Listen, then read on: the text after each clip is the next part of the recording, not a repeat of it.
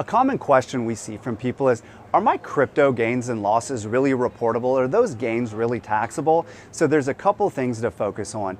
And the answer is yes, it is not magical non-taxable income. Crypto gains from sales and other transactions like that are taxable.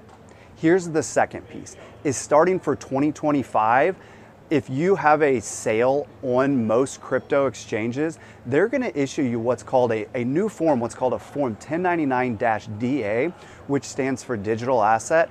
Not only are you gonna get that form to help you report your transactions, the IRS and possibly your state is gonna get a copy as well.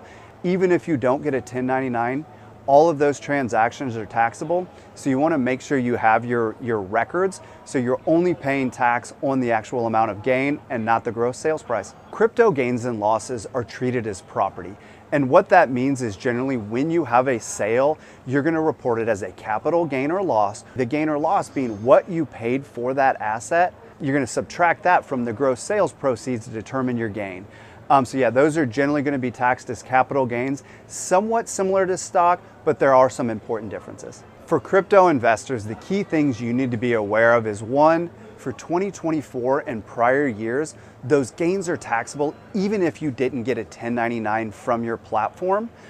You also want to know, hey, you may have traded across several platforms. You may want to use a tool to help aggregate your gains and losses, because sometimes you may, heavy investors move their crypto around at times between those wallets.